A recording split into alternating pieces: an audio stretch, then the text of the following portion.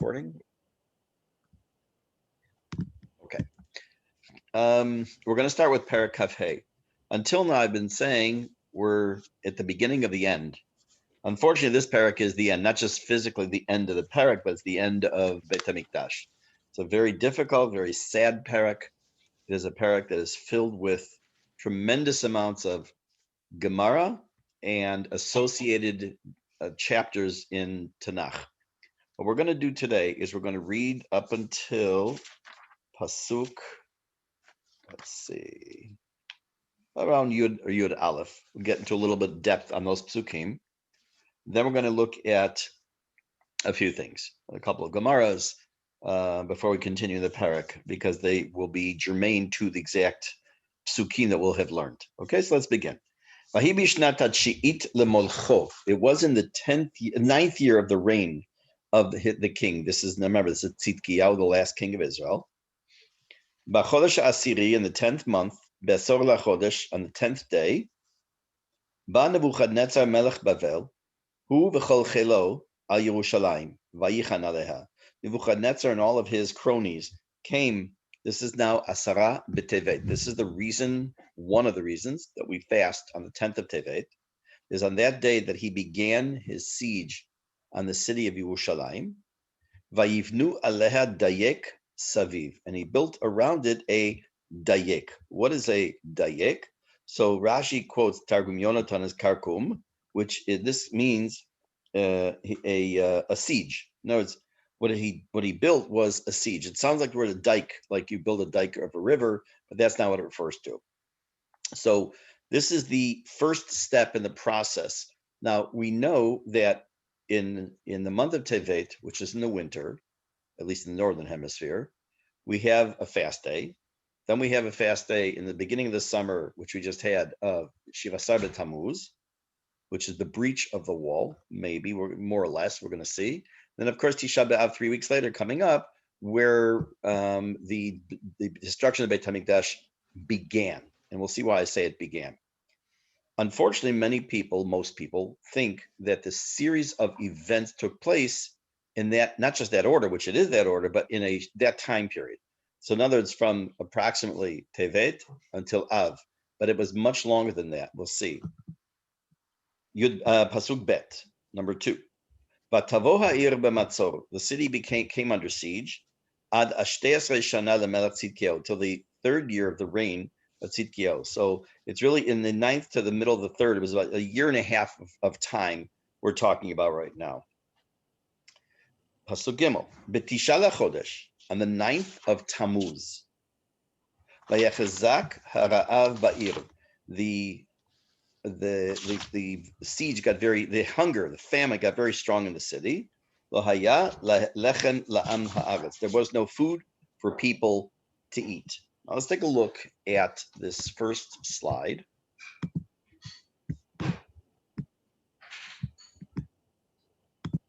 Take a look at where it says B'tisha LaChodesh. Let me turn the air conditioning.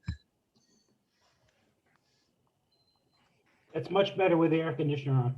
Yeah, I had it on. I turned it off for the class because I wanted to be able to hear better. I moved into the living room and the air is right in my ear, but I need it. Okay, turn this up. B'tisha LaChodesh, Hu Tisha b'Tammuz, HaChodesh HaRevi'i. The date that we're talking about in Pasuk Gimel is the 9th day of Tammuz, the Tammuz being the 4th month, Moshe Ne'emar b'Yirmiyahu. Lo nizkar b'mefurash HaChodesh. It does not, if you'll notice, it doesn't say the name, the month, which month it is. It just says on the 9th of the month. It'll become clear as we move along in the text that this is actually Tammuz. Apparently, apparently they decided not to establish a fast on that date, meaning on the 9th of Tammuz. Therefore, Yirmiyahu does not mention the name of the month. In spite of the fact that we are well aware of the fact that in general these days, meaning from Shivasar b'Tammuz until Tisha B'Av, are days that have very bad spiritual implications. They're quote dangerous times. And what happened says, let me move this back up a little bit more. Let's take a look now at the next pasuk, and then we're going to look at this slide. One more pasuk. Vatibaka ha'ir b'chol anshe ha'milchama halayla derech shar ben ha'chomotayim. Sorry, Vatibakaya, the city was split. We'll see what that means. B'chol anshe ha'milchama, and all the warriors halayla derech shar beit ha'chomotayim asher al gan hamelech. They all fled through the gate of the between the walls towards the garden of the king. The Chasdim ala ir saviv, and the Chasdim surrounded the city. Vayelech derech ha'arava, and they went by way of the Arava. So in a sense, the general meaning of the pasuk is that they saw the writing on the wall, and the soldiers themselves and the king, we're going to see, take off. They run away. So what's going on? Let's take a look at this. The next slide. As long as the people still had some strength to fight, nilchamu, they fought. So when they were still strong, the enemy was unable to come too close to the wall of the city. After that, they were able to penetrate or to breach the wall. Many soldiers ran away and were not captured.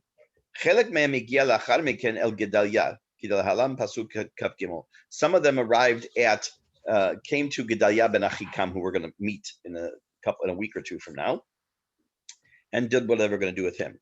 What does that mean? It was dark.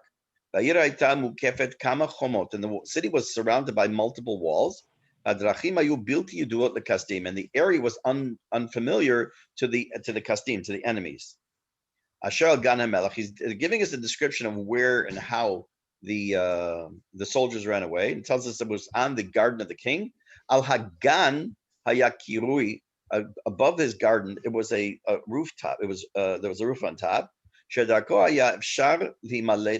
It was an escape route that people were able to escape on top of this garden area.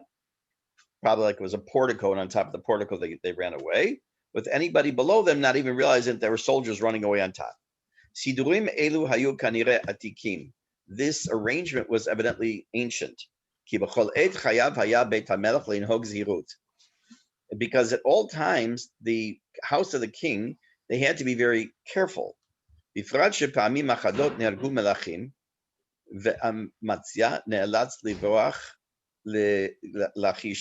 says there were times that many kings were attacked in their own place.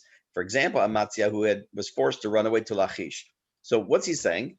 No different than today, where you have, whether it's the White House or it's 10 Downing Street or it's the Prime Minister's residence or it's wherever there is a high-ranking government official, the leader of the country, there are extra precautions taken, both in terms of being able to hide somehow or to run, to escape. That's legendary. And that's nothing new. That's not just nowadays that's like that. Even back then in ancient times, it was a similar idea. Now it says, if it kasdim, during this whole few psukim, it's mentioning the kasdim. Why? It was the name of a particular unit of the army of Bavel that took part in the conquering of the city of Yerushalayim. Then it says that the Kasdim went al ha'ir saviv, heim shamru saviv shelo yuchlu livroach. They surrounded the city in order to prevent the Jews from escaping. But under the walls there were caves, bilti yeduot dezarim, that were unknown to foreigners, and they were able to escape from there. Vayelech derech ha'arava shetach chatzi midivrei midbari, slicha, shetach chatzi midbari sheben Yerushalayim liricho. So right in our backyard is pretty much to where they ran. The kind of partial desert between Yerushalayim and Yericho. So if we were sitting here, right where we are now, during the time of this incident, we would have possibly been able to see these soldiers running right behind us towards the area of Yericho. Okay, so that's also why it calls them the Kasdim. They're not from Kasdim. the name of a group of soldiers, okay, or within a or unit within the army of Bavel. Next, take a look, please. A second, I can't see. Okay. Oh, you'll notice I forgot to mention one thing because I just said it in passing, but I didn't explain it. You look at the end of the pasuk Dalet. It says Vayelech derech ha'arava. First, it's talking about all the soldiers in plural, right? It says Then it says in singular Vayelech derech ha'arava. That was the king. So it was Tzidkiyahu. It wasn't just, and we saw this in that video last week. It wasn't just the soldiers that were trying to escape, but it was also the king himself. Pasuk Hey, number 5. Vayirdefu chel kasdim achar hamelach. And this division of soldiers went chasing after the king. Vayasigo oto ba'aravot Yericho. And they captured him in the plains of Yericho. Again, not far from here. V'chol chelo nafotzu me'alav. And all of his soldiers ran away. Now you'll notice it says that they chased doesn't say they chased after the soldiers.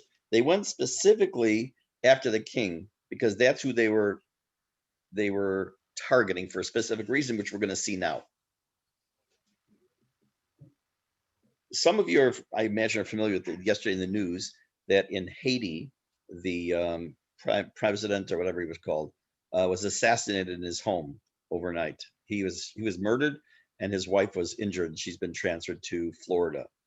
Besides the purpose of it, for the potential purpose of a coup, what would be the reason to either kill the leader or to capture the leader, or what would be its purpose? I think it's self-evident. I mean, you think about it, the game of chess, lahavdil, which the final move in chess is called checkmate, which is in two Arabic words, shachmat, because it's an Arab.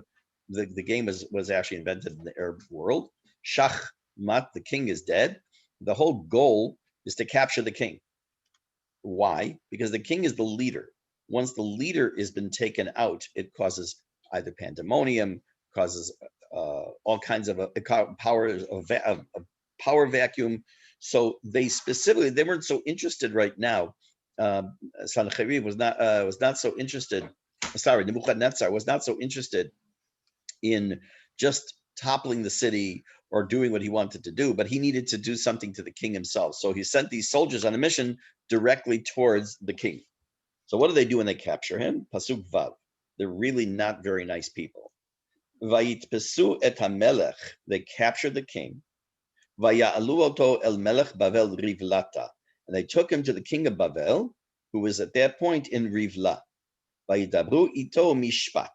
And they spoke to him about the judgment, what was going to happen to him. Now, this is just the king. What about everybody else? What about his family? Pasuk Zayin. Vet b'nei Tzidkiyahu shachatu le'enav. Here's where things really start to get until now it was bad enough. There was a siege against the city. People were dying. They breached the walls. The bad guys come rushing into the city. They then capture the king. And now watch what they do to him. The kids, the children of the king, they murdered right in front of the king. Vet einei Tzidkiyahu iver. And then they blinded Tzidkiyahu. If that weren't enough, vayasreu banuchushtaim, and they chained him up in chains. Vayeviuhu Bavel, and they brought him down to Bavel. So, question for you: why? I think I have a slide. Let me see for this one. Yeah, the question is pretty simple. If they blinded him, why would they have to put him in chains? He can't go anywhere. It's not like he can run. So look at this slide, please. Vayesu afshaya kvar iver, even though he was already blinded, v'lo yachol haya livroach, and he couldn't have run away. Osrim oto benechushtaim me'achzaruyutam. They chained him up in chains because of their cruelty. Shema chosheshim hem, maybe they suspected, shebnei Yehuda yu muchanim l'shachrer et hamelech ha'iver. Maybe his people, the Shevet Yehuda, would come to try to free him, even though he was blind. Kishem shelifnei ke'arba me'ot v'chamishim shana סכנו את עצמם, סיכנו את עצמם, כדי להביא את עצמות שאול מעל חומות בית שאן לקבורה. They remember the story way back then in Sefer Shmuel, when Shevet Yehuda, and there were bodies of family members of Shaul that were murdered, and then they took their bodies and they hung them publicly. That they took their lives into their own hands to retrieve the bodies, and just like they had done that hundreds of years earlier, so evidently the soldiers were afraid, or at least the king was afraid, that although they had blinded the king's eyes, nevertheless, maybe his family or his shevet would come to try to rescue him. Take a look, please, at Pasuk Chet. Let me see. Yes, we're going to read Pasuk Chet, and we have an interesting slide and a Gemara to look at. V'chodesh hachamishi b'shiva'a lachodesh. In the 5th month, on the 7th of the month. Now that's the 7th day of the month of Av, coming up. He shnat sha'asrei shana lamelech Nebuchadnezzar melech Bavel. That was the 19th year of the reign of the king of Nebuchadnezzar. Ba Nebuzradan Rav Tabachim Eved Melech Bavel Yerushalayim. A man whose name should be as anathema to you as Hitler came to Yerushalayim. He was the servant of the king of Bavel. He is known as Nebuzradan Rav Tabachim. What's a tabach in Hebrew? A tabach is a butcher. That's exactly what he was. He was given that title, not of animals, but of humans. He was a butcher. Now, before we continue, let's take a look at a slide, because this is the beginning of the psukim that will detail for us, actually not detailed, it's actually very surface, the destruction of the Beit HaMikdash. You take a look at that slide and a Gemara that's associated with that.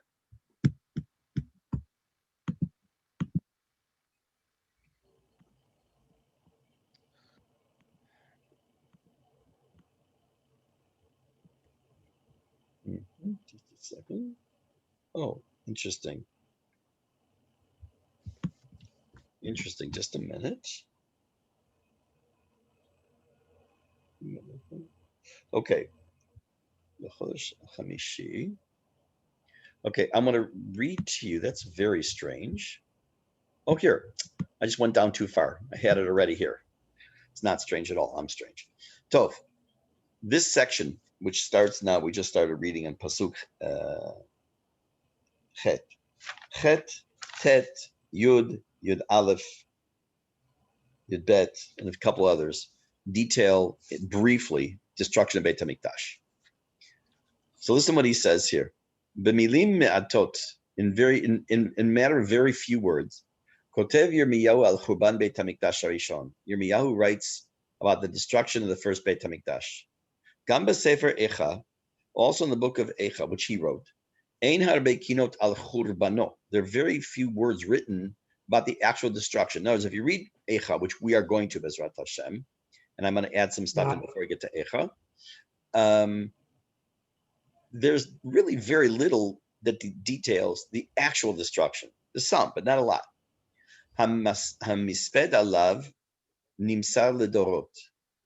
V'af shezeh alfei shanim, even though this has been thousands of years, nimshach hamisped adayin. The eulogy continues. Lo nispad ki halacha ala she'avda kedushato midorot. This eulogy, the eulogizing of Yerushalayim, has never been sufficient. It wasn't done properly, halacha, on the loss of the kedusha, the holiness, from generation to generation. That's a very big indictment of Am Yisrael. The people did not take advantage of the kedusha of the Beit HaMikdash when they had the chance, when it was built in their time. We know that it says in the Gemara, we're not going to look at that Gemara today, but it says, we're going to see it another time, that in every generation in which the Beit HaMikdash is not rebuilt, it's ke'ilu, it was destroyed in that generation. The generation in which it was destroyed, they were responsible for it, the destruction. The generations in which it's not being rebuilt, we are responsible for it not being rebuilt. And we're going to get to that. It's its own shiur. Then it said, "U'chodesh ha'chamishi, hu chodesh Av." We know that the 5th month started Nisan, Iyar, Sivan, Tammuz, Av. We get there, 5. B'shiva lachodesh, Yirmiyahu bet Yud bet says be'eser lachodesh. Wait a minute. In this pasuk, it said on the 7th of the month of Av, the destruction takes place, which we didn't see yet. It's going to say that in a minute. And then in Yirmiyahu, it says on the 10th of the month. Sham tziyen Yirmiyahu lidiat hadorot shet hayom ha'asiri yesh lirot liot keyom shel chuban. In the book of Yirmiyahu, it tells us the date of the 10th of Av, that we should look at that date as the date in perpetuity of the destruction.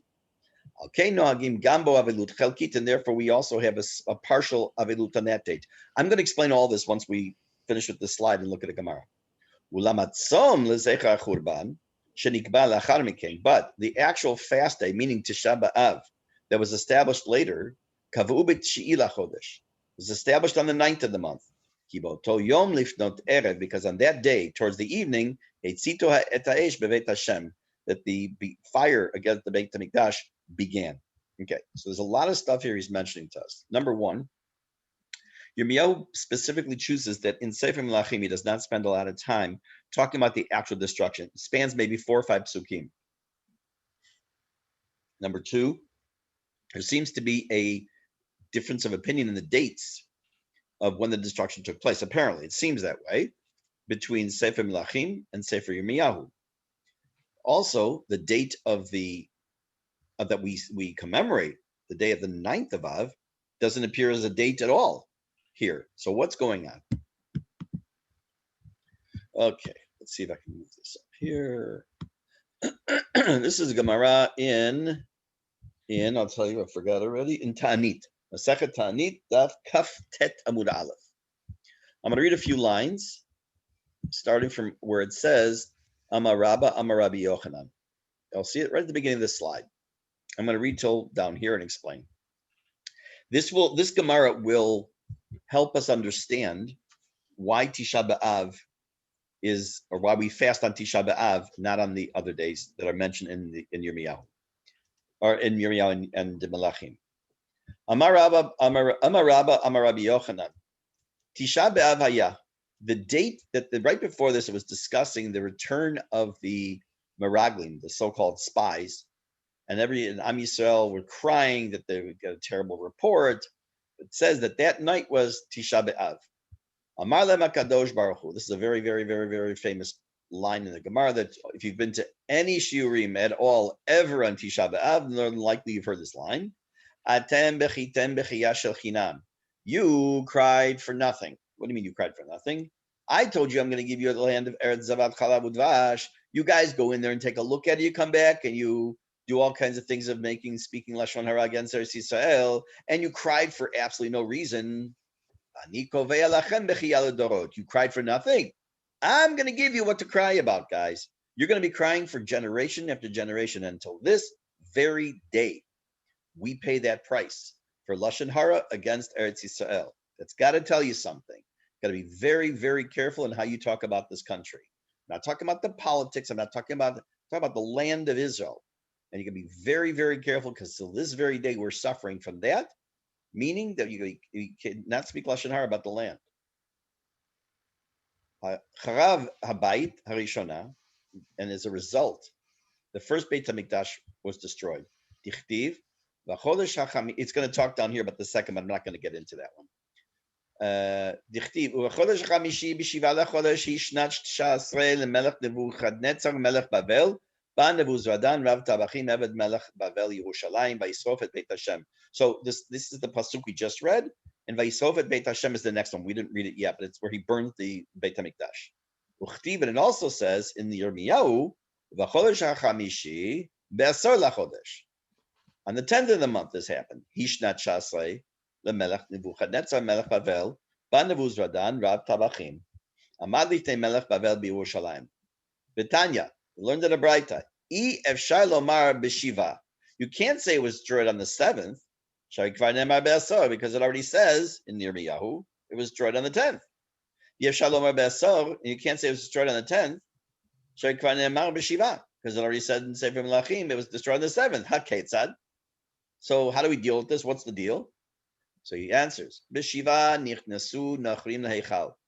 The first step in the destruction of Beit HaMikdash, when the Goyim came into the Beit HaMikdash, ve'achlu, they ate there, ve'kilkelu bo, and they made a mockery there. They made it gross, whatever they might have done, or they played soccer on Har Habayit like they do today. Yamach shemam b'zichram.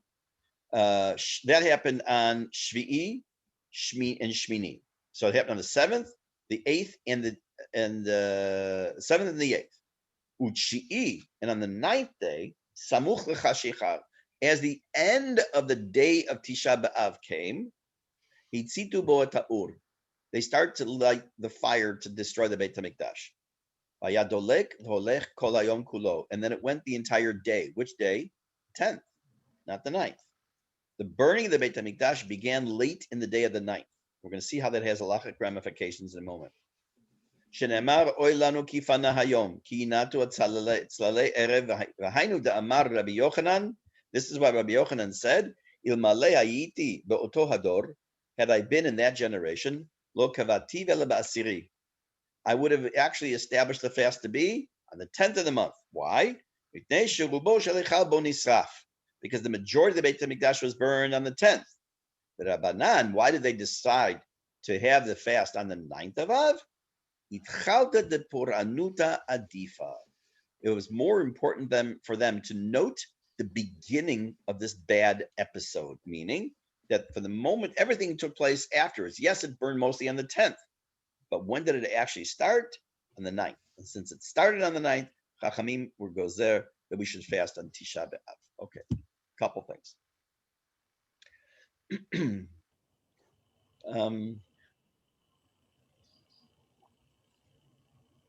Let me tell you about the halachic ramifications of this Gemara. Sometimes you learn Gemara, and it could be this ox gored that ox, and we learn from this how you deal with damages and all. Sometimes you talk about historical events like this, which was a historical event. It was historical, it was social, it was religious, it was everything.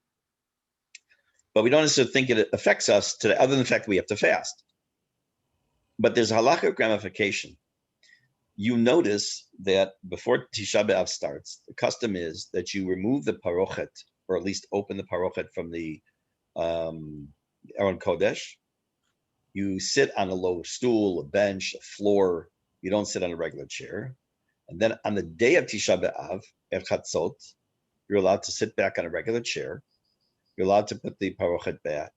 And not only that, you're also allowed to do some food preparation. You're not allowed to do any really malacha, even food preparations before Chatzot Hayom, the middle point of the day.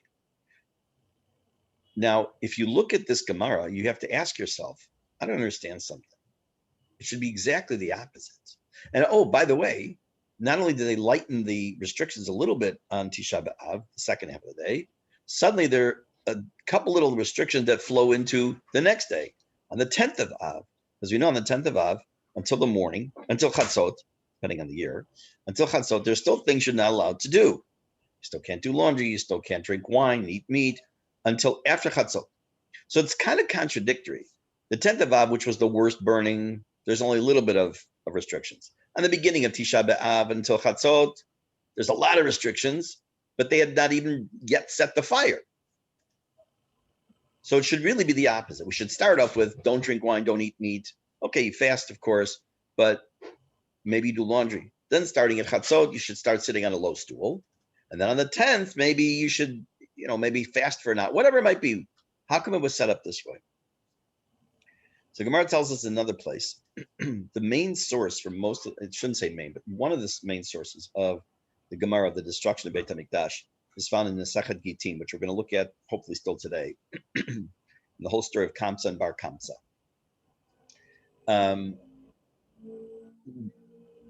When the Gemara ends up, what we just read was that Itchalta de Puranuta Adifa, that it was more important for the Chachamim to note the beginning of the Puranut, of the bad stuff.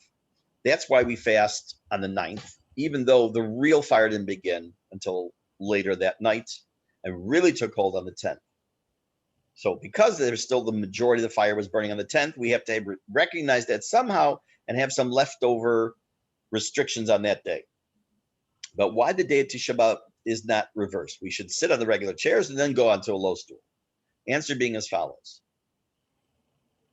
When Hashem came to destroy the city, remember, it's Hashem is doing it, obviously, through these messengers.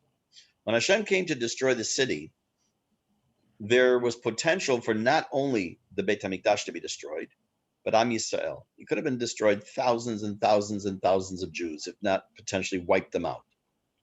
When the Am Yisrael saw that Hashem was taking out his wrath on Eitzim and Avanim, on brick and mortar, so to speak, which we would say today, but it means stones and wood, there was some partial nechama. Already we saw on the 10th of Av, on the 9th of Av, in the middle of all this, that the fire had started, and on the 10th we saw that it was only going to be against Beit HaMikdash. There was already a partial sense of nechama, that Hashem wasn't coming after us. And to recognize that, we already show in the middle point of the day that when the beginning we think, oh my gosh, this could be us, and it could be the Beit HaMikdash, it could be Am Yisrael. But when Am Yisrael saw that it wasn't going to be like that, and there was some partial solace or consolation, we recognize that by then saying at starting Chatzot on Tisha B'Av, they were allowed to sit on regular chairs and also to start doing food preparations, obviously not to eat. Okay, let's take a look now at the next pasuk. One of the more difficult psukim in all of Tanakh, if not at least in Sefer Melachim, the worst one. Tet, vayisrof et Beit Hashem ve'et Beit HaMelech. He burned the Beit HaMikdash and the palace of the king. Ve'et kol batei Yerushalayim, and all the houses of Jerusalem.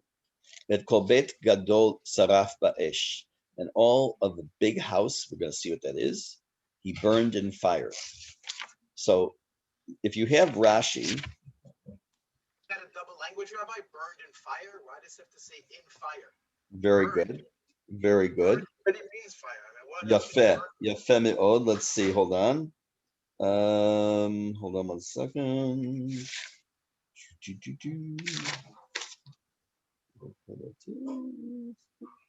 Remind me when we're done to check.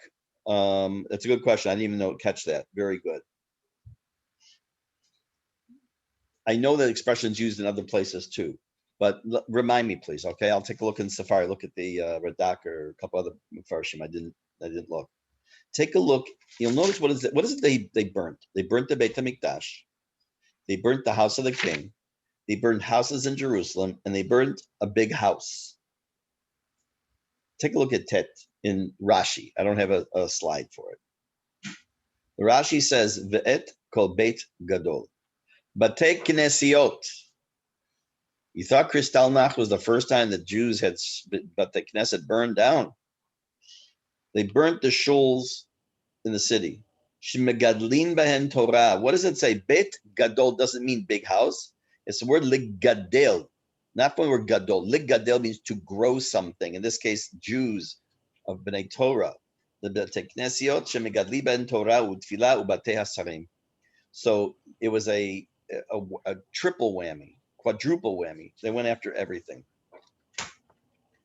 Pasuk. Rabbi? Yes. Rabbi? It's also mentioned. If we have all this Avodah Zorah in Am Yisrael, okay, that's all I'm reading about. It gets worse every year. Yes. Where were who were these Beit Knesset? Who was still doing Torah? Okay, so we said we addressed that a few times. That it was made clear already that the majority of the people were not necessarily Ovdei Avodah Zarah, but they were a very vocal group. There were people who still supported Torah mitzvot. There were still zakenim. There were still people who were trying to keep on the straight and narrow. Definitely, yes. Okay. Yeah, good point. I also noticed that they say burned twice in the pasuk. Right. And may I offer a possible explanation that one could be B'simcha. The temple of Hashem was burned, and also our temple, how we connect to Hashem. Excellent. Could that be something? Excellent. Sure, it's possible. And I'm going to add to your thought. Okay. I didn't hear him. I'm sorry. Okay. Why don't you repeat it, Danny? It's mentioned twice in that I pasuk. can't hear his voice. Could you talk Yeah. Okay. You're lucky you can't hear his voice. No, it's got that's a. No, he My said wife that should the be so pasuk lucky. My wife mentions should be so lucky. the pasuk mentions twice that he burned.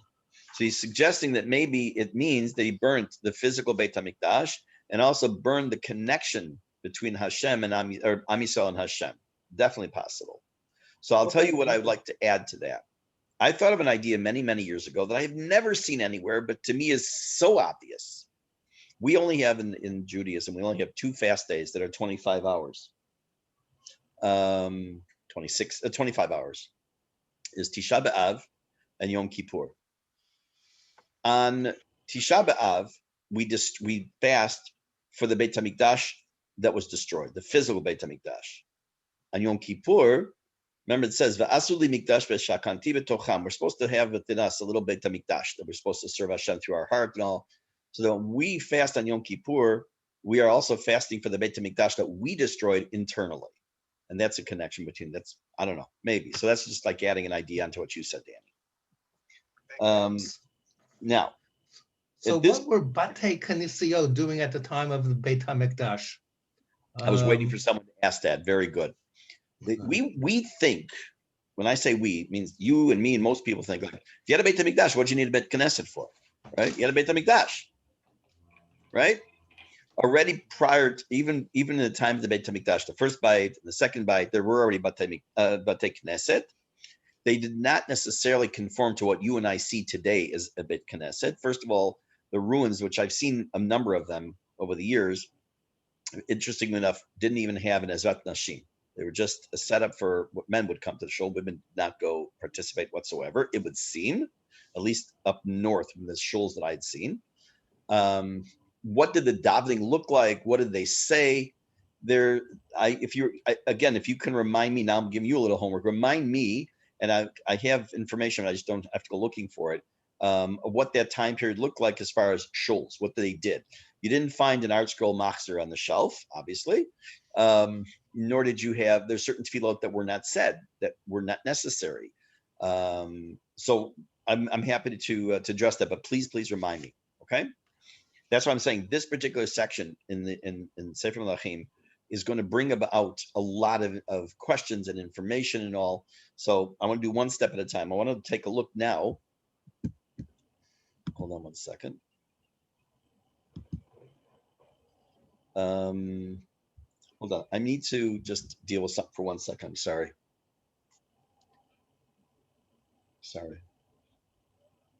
Something just popped up on my screen that's apparently urgent. Oh, okay, it's taken care of. Okay, never mind. Sorry about that. Okay. I imagine that some of you are already familiar with this Gemara that I'm going to deal with. Oh, I have it here as a separate document, right? Let's see. Here it is. Okay, I need to start this share again. Hold on.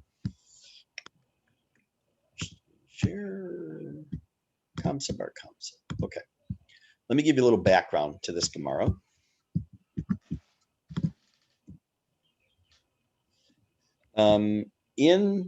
Actually cover it up for a moment.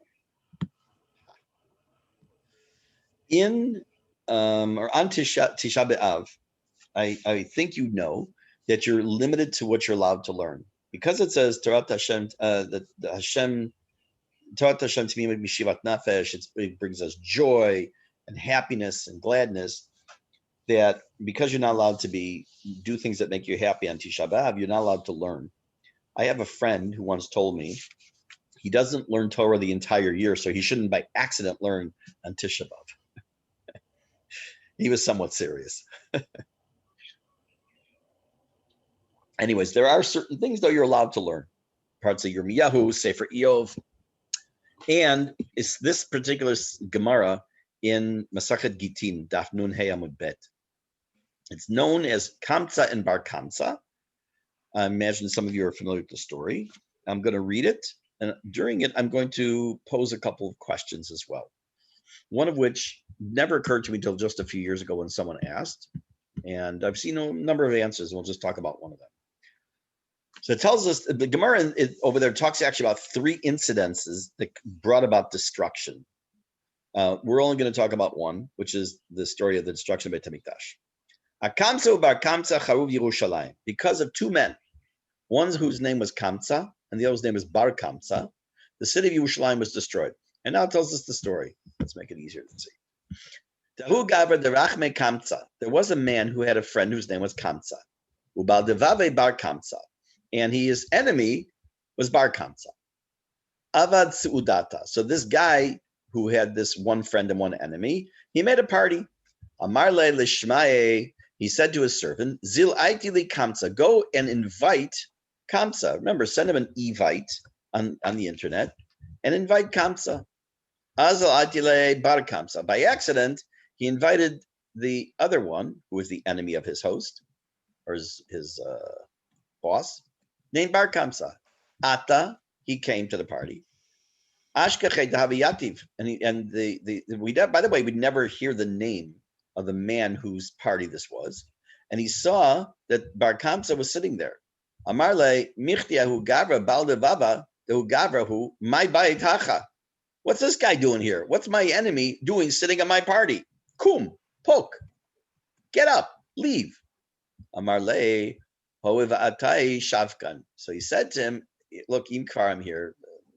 Let me stay. And okay, look, you hate my guts. I'll tell you what, I'm here. Don't embarrass me. Whatever I eat, whatever I drink, I'll pay for.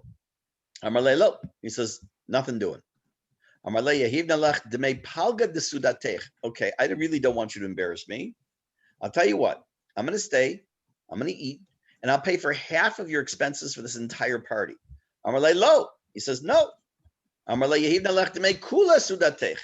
Who wouldn't take this deal? Who would not take this deal to pay for the entire suda?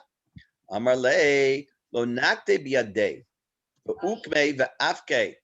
Amar hoil v'habu yat. So he got up. He was they tossed him up. Amar hoil v'habu yatve rabanan v'lo michube.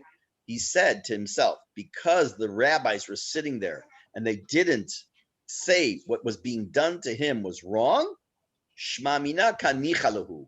So by doing that, he said to himself, these rabbis agreed with him being tossed out and being publicly embarrassed. Ezel, so Bar Kamsa went, Echlo kurza be malka, and he went ahead and he went to the king, to the leader, the melech, and he tattletaled on the Jews, saying they were doing bad things. Azal, Amarle lekesar, he said to the Caesar, Mardu bach Yehudai, the Jews are rebelling against you. Amarle, so the king said, Mi Emar, who told you that they're rebelling against me? Amarle, so Bar Kamsa said, Shada, he said, I'm going to prove it to you. I'm going to do a test. Shedar lehu kurbana. Send them a korban. By the way, we know from Sefer Melachim, Sefer Melachim Aleph, Perek Chet, we know that non-Jews were allowed to bring korbanot. So it says, tell you what, you take an animal and send it as a korban. Chaziti mikarvin le. See if they'll bring it as a korban. Azal shadar biadei egla tilta. So he sent a 3-year-old calf to the Beit HaMikdash in order to be brought as a korban. So while Bar Kamsa was taking this animal to the Beit HaMikdash, he took a knife and he made a little slit in the lip of the animal. Others say he made some kind of a mum by the eye.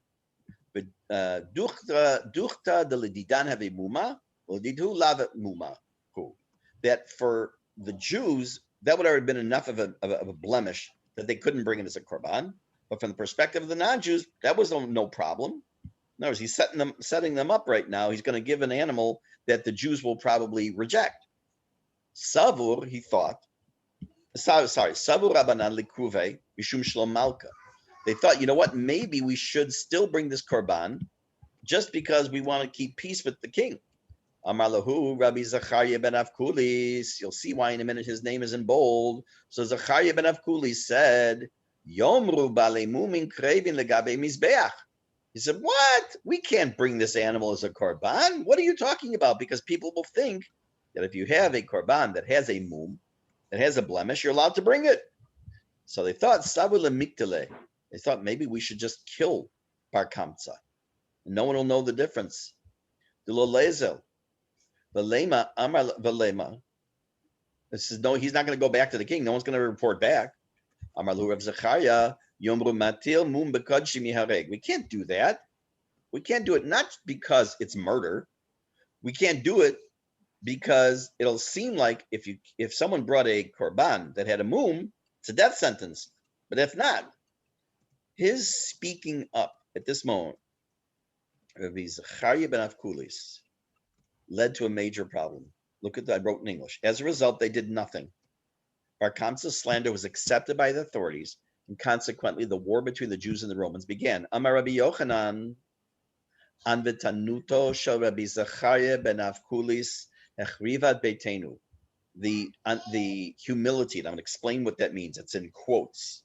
The humility of Zechariah ben Avkulis caused the destruction of the Beit HaMikdash, v'sarfa et heichalenu, and the burning of our heichal, v'higlitanu me'artzenu, and our being sent into galut from our land. What a tremendous indictment of a single individual.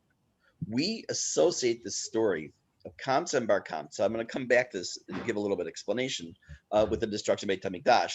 And many people forget or aren't aware of Zechariah ben Avkulis, his involvement in the true final straw that broke the camel's back. But what does it mean? His anava, his humility caused this. Now, what is it that happened? They bring an animal. Bar Kamsa wants to bring an animal on behalf of the Roman governor or king, which has a blemish. Now, the blemish, from the perspective of the non-Jew, is no problem. From us, it's a problem. It's not how you bring a korban with that kind of a blemish. Now, they're faced with a situation. Do we bring it or not? Because we don't want to insult the king, because that could cause us bloodshed. That could cause us problems. You know what? We should just bring it. Pipes in Reb Zechariah ben Avkulis, Chas v'shalom. Chas v'shalom. What will people say in Shas and UTJ and all the other parties? God forbid we should do something like that. We can't do that. That ends up, and it's not brought as a korban at all. That spirals out of control. The king accepts the fact that the Jews are rebelling and leads to the destruction of Beit HaMikdash. And this is laid at the feet of Rabbi Zechariah ben Avkulis. But what does it mean, his humility? So let's take a look. This is a parish called Petach Einaim by the Chida, Chaim Yosef David Azulai.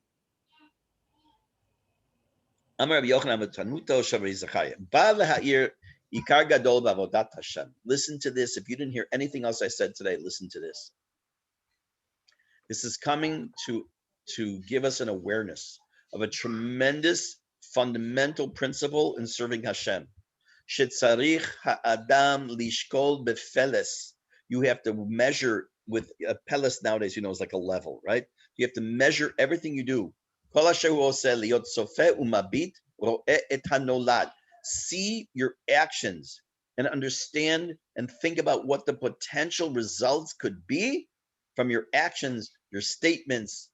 U'kmo shekatavti pa'amim shebitula shel Torah zohi kiyuma. Because sometimes saying to not do something that you should do from the Torah is actually keeping Torah. V'zeh yated shakol talui bo. This is a stake like you stick into the ground, of which everything hangs on. Lishkol b'shekel hakodesh. It's a beautiful expression he uses. To weigh with a holy weight. Asher yaseh adam b'chol inyanav ben b'milidei alma ben b'milidei shmaya. Whether you're dealing with physical things or spiritual things, you have to be super careful in taking and measuring your words and your actions. Sadik yivachena derech hatova yashar l'shato latid lavo shelo tetzei takala chas v'shalom. Listen to what he's saying. This is absolutely beautiful. There's another commentary that says that the word his humility is meant to be as a joke. It's in quotes. It's making fun of him. It's a lack of humility. It's a matter of, I want to be super, super religious and super, super frum, and therefore I don't care what the results are. The Chida is telling us that from this story, besides learning the idea of the destruction of Beit HaMikdash and who really ultimately remember, Hashem is the one that brought about the destruction. We know that already since the time of Menashe. We've already mentioned it multiple times in the Navi. But what was the turning point? It was the story of Rabbi Zechariah ben Avkulis. The Chida learns from here that we have to be extremely careful in how we measure our words and how we measure our actions to see what the potential result could be from that. There's one example that, as a matter of fact, one of you told me the story, and I've heard the story already from a few people over the years. It's happened before I made Aliyah. Something that happened in the shul at Pnei Shmuel on a Shabbat for a boy who was being bar mitzvah, and how he laned and how someone constantly kept correcting him. And after he finished laning, he walked out the shul, took his kippah off, said, "I'm never going back to shul again." Happy, but you're going to make sure people are going to hear every single word read properly at the cost of a Jewish neshama. And there are many, many, many stories like that, unfortunately, that take place over the years. Rabbi Zechariah ben Avkulis, whose name is remembered with tremendous sadness, is the one who's responsible, according to the Gemara, for the final straw that breaks the camel's back. However, we also prefaced it with the story of Kamsa and Bar Kamsa. What was the purpose of that story to begin with? Just say that there was a situation of a man named Bar Kamsa who went to the government and said the Jews are rebelling. No, you could leave out that entire first half of the story. It wasn't necessary. That's question number one. Question number two, what did Kamsa do? He didn't do anything. He's not even in the story. It says, though, because of Kamsa and Bar Kamsa, the Beit HaMikdash was destroyed. What did he do? So I'm going to answer the first question only at the moment. The second Beit HaMikdash was destroyed because of Sinat Chinam. This event takes place in the second Beit HaMikdash, not the first. And we know that the first Beit HaMikdash that we just read about being destroyed was destroyed because of the fact of Menashe, the whole time from him, but the three big things.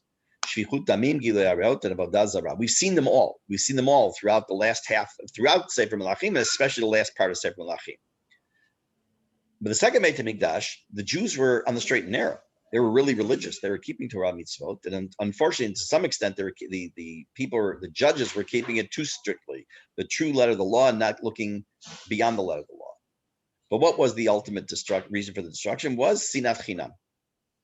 This is the quintessential story of Sinat Chinam. How strong does the sin'ah, does the hatred of a fellow Jew have to be for someone to refuse this payment and the covering of the expenses of his party completely? Imagine for a moment, I was a zoche a few years ago to make my first siyum hashas on Yerushalmi in my gina.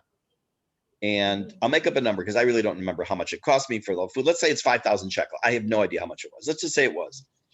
And someone came to this siyum, and I don't hate anybody. I can honestly say there's no one I harbor hatred for it that's Jewish. Even people I feel I probably should, I don't. And let's say someone did come like that. And I said, what are you doing here? Please leave. You're embarrassing me. Your presence is just embarrassing me. He says, do me a favor. Zev, don't embarrass me. Let me just stay. I'll pay for what I eat. I said, leave. Get out of here. He says, okay, listen, don't embarrass me. I'll pay for half your expenses. I'll give you 2,500 shekel right now.